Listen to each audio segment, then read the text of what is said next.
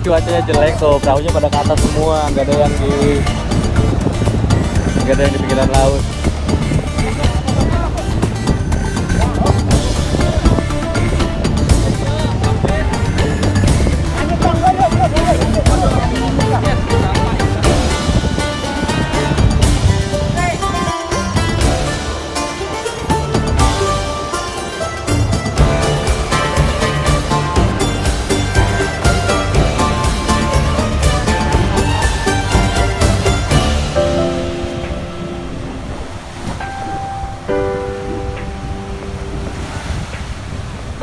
Langganan cuaca di akhir tahun.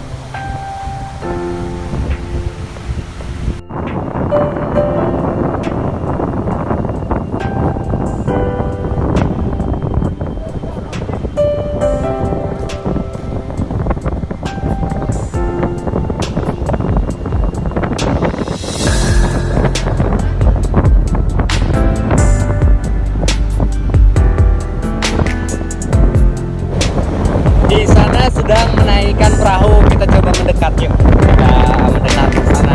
Dikarenakan cuacanya tiap akhir tahun itu begini, ombak, angin kencang semuanya. Jadi para nelayan nggak pada melaut semua. Dikarenakan ombaknya kan gede banget.